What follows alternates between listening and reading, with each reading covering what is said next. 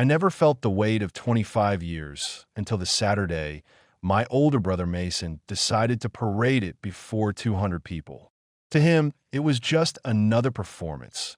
A human fireworks show launched on a manicured lawn behind a rented lakeside villa outside Austin. Everyone wore linen and smiles, and the assumption that happiness could be choreographed if you hired good enough planners. I roamed the perimeter like a ghost with a RSVP tag, a silent witness swimming in the warm haze of amplified vows and artisanal cider. I'm Ethan Clark, introvert, library addict, moonlit walker, video game healer whose virtual allies call him Hawk, because in pixels I fly.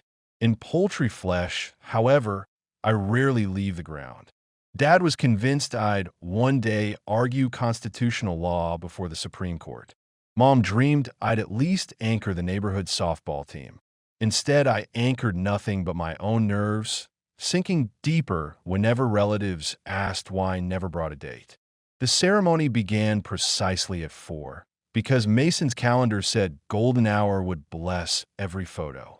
He waited beneath an arch woven with white roses beside his bride-to-be Lauren, a woman whose laughter normally rang like wind chimes.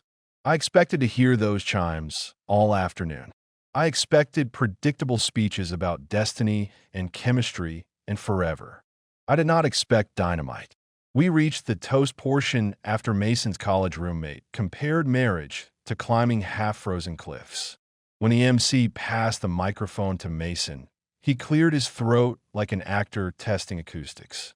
He thanked our parents, praised Lauren's radiant patience, winked at the bridesmaids, recounted a honeymoon plan involving whale sharks. Then his eyes settled on me. "Ethan," he said, pausing just long enough to tilt every head in my direction, "my kid brother with the world's quietest voice. 25, single, and apparently invisible to Cupid's arrows." Laughter rippled. I swallowed, cheeks flaming under Texas dusk. Mason wasn't done. Fun fact for the betting pool: Ethan has never been kissed. Not once. Unless you count his Nintendo controller. The crowd erupted. I tried to smile. Reflex survival. Mom's voice piped up from a nearby table. "We keep hoping he'll grow out of it," she chirped, clinking her glass as if toasting my deficiency. I felt naked. The oak trees surrounding the lawn seemed to lean in, eager for the next punchline. My pulse hammered so loudly I barely heard the abrupt scrape of a chair. Lauren stood. Her veil fluttered like an indignant flag. "That isn't funny," she said, voice low but cleaving the laughter. Conversations halted mid-chuckle. A fork froze halfway to a mouth. Mason performed his practice grin. "Babe, relax. It's family humor." Lauren shook her head. "Humor doesn't require cruelty." She looked at the guests, her eyes scanning for allies and finding only confusion. "I've watched you mock your brother for years. The way you reenacted his stutter when he had to present in high school. The way your friends call him silent player behind his back. I thought marriage would mature you. I was wrong." No one breathed. Somewhere a cicada buzzed. The lone soundtrack to implosion. "I won't marry someone who builds towers from another person's fractures," Lauren continued, her fingers trembling yet resolute as they slid the diamond ring off. She placed it atop the microphone stand, a small glittering verdict. "Goodbye, Mason." She stepped off the platform, heels crunching gravel that suddenly sounded like thunder. Guests parted, stunned, forming a corridor of disbelief. She never looked back. In the vacuum she left, the string quartet stopped mid-measure. The wedding planner muttered into a headset like NASA during catastrophe. Dad stared at his shoes. Mom dabbed lipstick red embarrassment from her cheeks. And Mason simply deflated, as if someone poked a hidden valve behind his ribcage. I could have run to comfort him. Instead, I sat motionless, heart swinging between pity and vindication. For the first time, the spotlight wasn't burning me. It was illuminating truth. The villa staff began whisking away untouched hors d'oeuvres. Chairs scraped. Whispers multiplied. "Did you film that? Will the caterers still get paid?" Cousin Derek approached with a bottle of expensive bourbon, offering me a pity shot. I declined. My palms itched to grip something sturdier than glass. When the sun dipped behind the lake's far bank, I slipped outside the tent toward the water. Crickets replaced string instruments. The abandoned altar reflected on the lake like a ghostly replica, white roses floating upside down. Footsteps behind me. I turned to see Lauren's maid of honor, Julia, clutching her bouquet like a forgotten prop. She exhaled a shaky laugh. Plot twist, huh? Understatement, I replied, surprised my voice carried.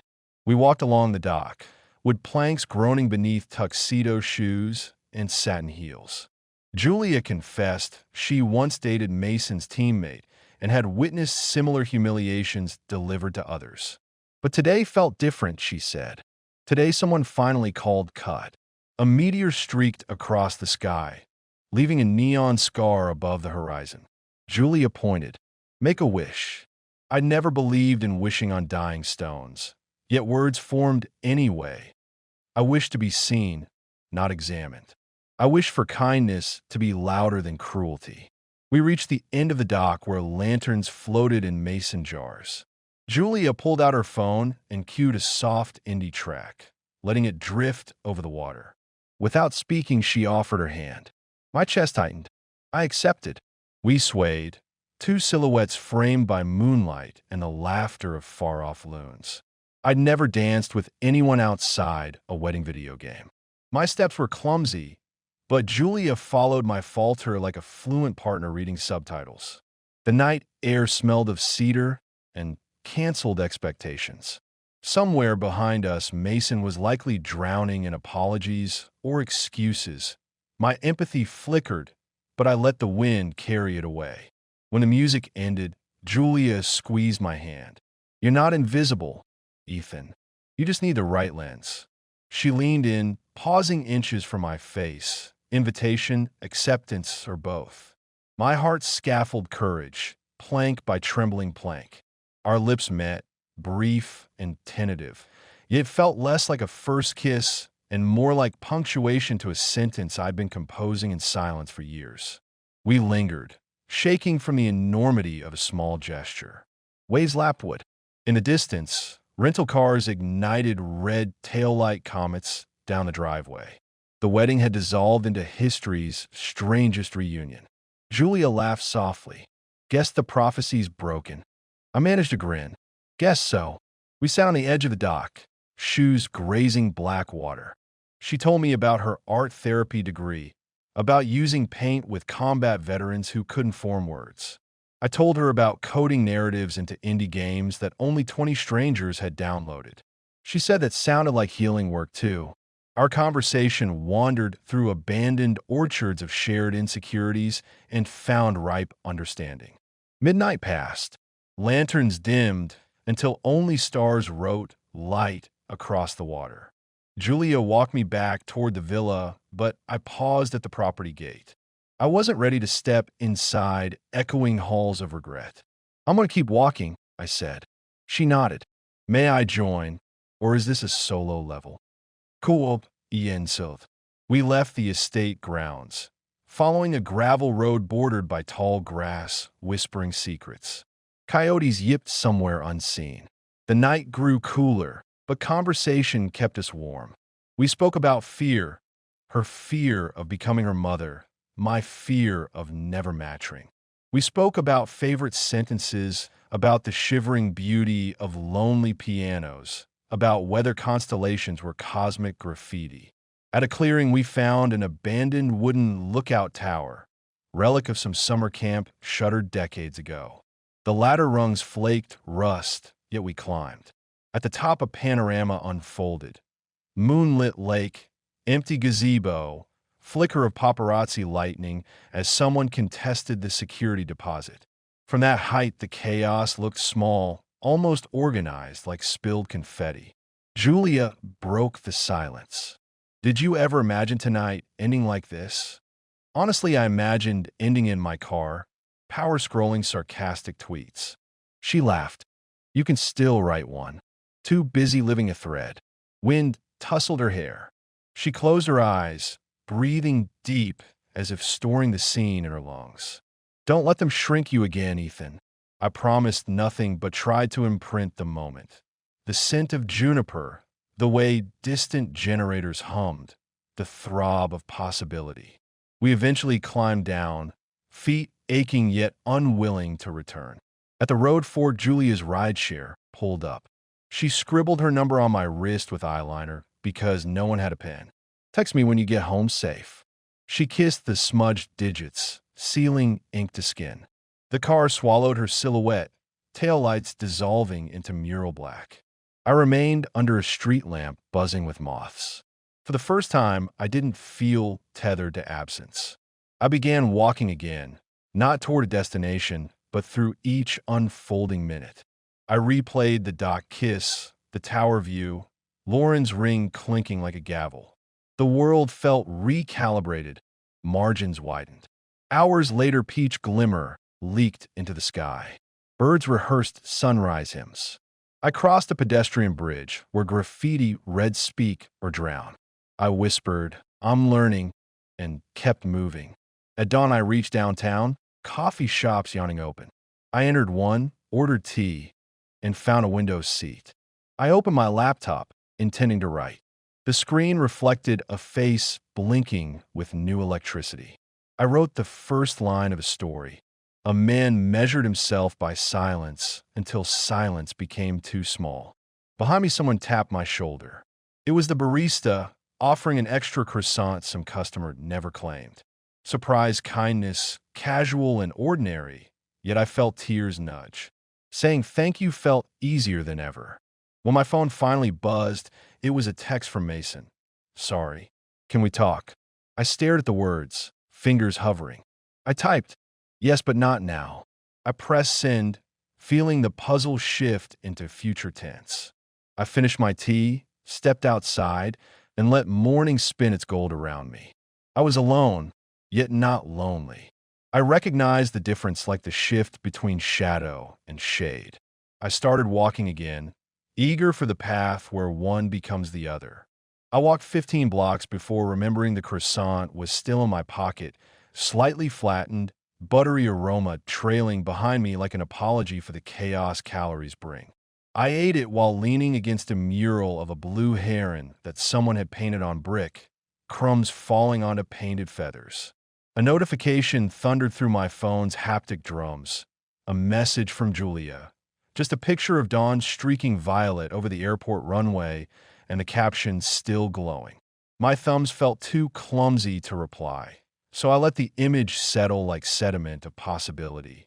By 9:30, that morning, the wedding fiasco was trending on every platform that worships humiliation as currency.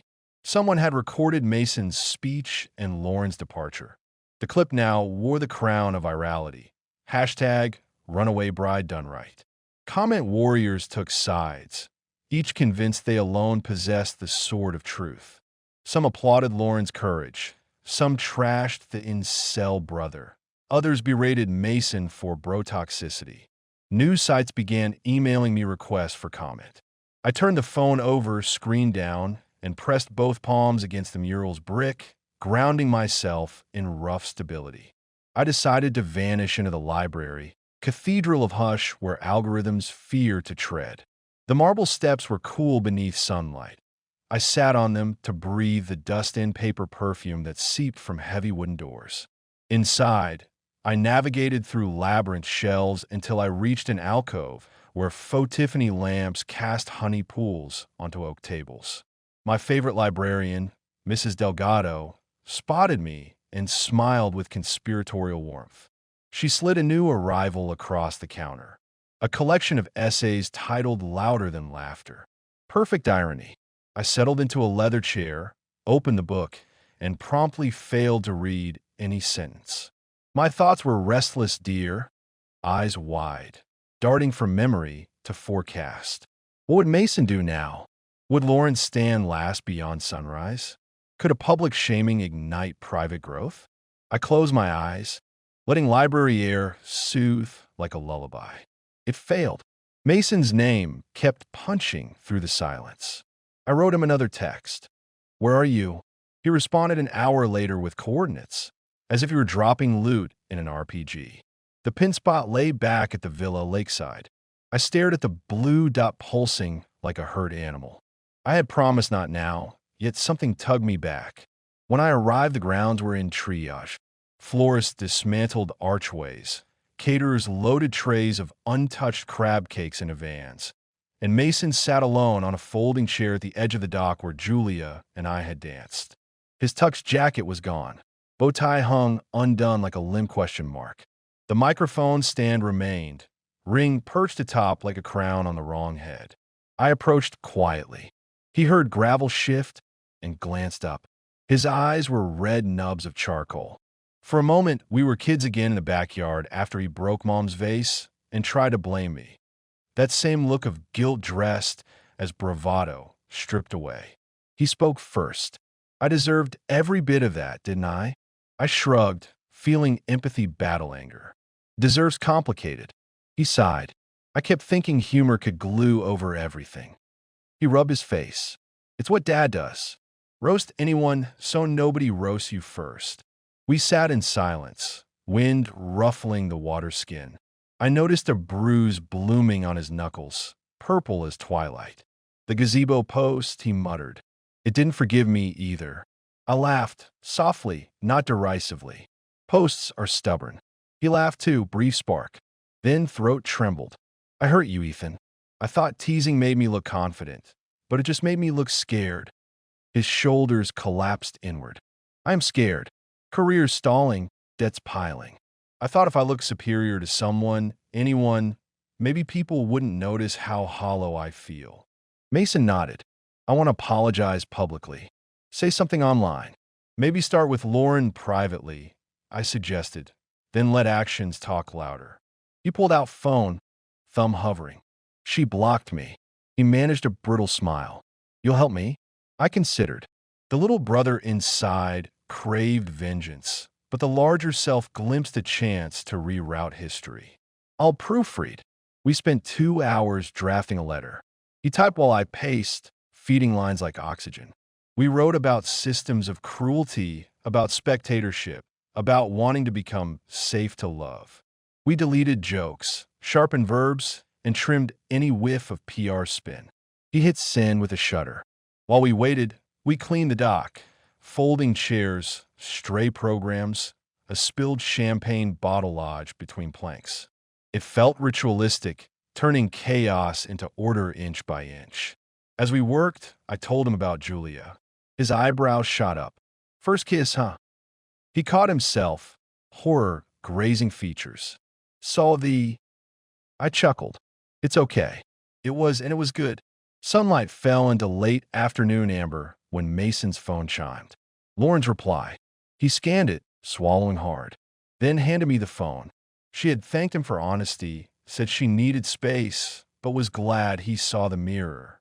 No promises, but the door cracked open wide enough for possibility. Mason exhaled. I'll walk through slow. I clapped his shoulder. Tears rimmed his lashes, mirrored in my own. We hugged, two brothers rewiring. That night Mom called. Her voice wobbled between pride and mortification. Did we raise you boys wrong? She asked. Not wrong, I said gently. Just unfinished. So now we finish ourselves. She cried. I listened. Listening is a craft introverts forge in quiet furnaces. That night mine felt purposeful. Days passed. Noise cooled.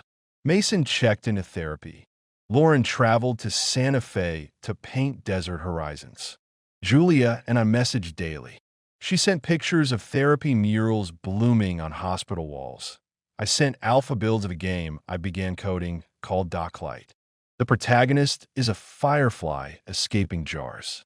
She sent feedback about particle effects looking too polite. I increased the glow. One evening, Julia surprised me with plane tickets. A weekend in Portland for an indie game festival. My chest contracted with equal parts elation and terror. Crowds, panels. But she promised rainy bookstores and food carts and quiet bridges at dawn. I said yes. The festival was awash with neon-haired programmers and poets disguised as coders. Docklight won an honorable mention for narrative potential. The MC mispronounced my last name, but the applause sounded genuine. Julia squeezed my hand so tight I felt future bones strengthen. Weeks scrolled into months. Mason started volunteering at a youth center, teaching kids how to channel jokes into stand-up sets that heal rather than harm. Video of his first routine, confessing the dock incident, went modestly viral in another, softer corner of the internet. Comments applauded vulnerability over snark. Dad attended, sitting front row, clapping until palms ached. My parents hosted Thanksgiving sand spectacle. Lauren sent a postcard featuring a sunset bleeding over red rocks. She wrote, "Growth is messy, but so is art. Stay messy." She included a tiny acrylic sketch of two silhouetted brothers lifting lanterns. At dinner, Mason proposed a new family tradition. Each person shares one insecurity alongside one aspiration. Mom admitted she feared irrelevance, then declared she would enroll in a community college photography class. Dad confessed terror of silence, vowed to practice at 5 minutes every morning. My turn arrived. I looked around the table, faces flawed and luminous, and said, "I'm afraid of shrinking to fit spaces, but I aspire to design spaces that expand." Julia squeezed my knee under the table. After dessert, we lit paper lanterns in the backyard. Mine carried the word "seen" inked in black. We released them into a navy sky smudged with chimney smoke and unknown tides. The lanterns floated, fragile and bright, until darkness accepted them like seeds. Months later still, today, I sit at the same coffee shop where Dawn once found me. Dockly is live, downloads climbing, feedback glowing in places I will never visit. Julia is across the table, editing storyboards with a stylus like a maestro coaxing symphonies from pixels. Mason pings our group chat with a selfie beside Lauren outside a counseling office. Their smiles leave room for question marks, but that room looks warm. I close my laptop and watch pedestrians voyage between umbrellas. My reflection in the window no longer looks like a footnote. I am the author, the reader, the ink. Someone holds the door for a stranger. Someone tips extra. Someone forgives. Sparks everywhere. The world is still the world, messy, loud, but I know where its quiet pockets hide and how to invite others into them. When I stand, Julia stands too, sliding her hand into mine. We step outside. Rain freckles our skin, cool and awakening. Traffic hiss becomes surf. We walk with no agenda, but forward, following the glow of street lamps that look, tonight, like floating rings, reminders that circles can close gently and open again just as easily. I don't know what tomorrow's trending tag will be, or whether wounds leave perfect scars, or how many downloads earn legitimacy. I only know 25 is an age, not a verdict, and that love begins where respect refuses to end. I know teasing can wilt, but kindness can bloom under any forecast. And I know this story isn't ending. It's merely pausing so the reader can breathe before the next page turns with dawn.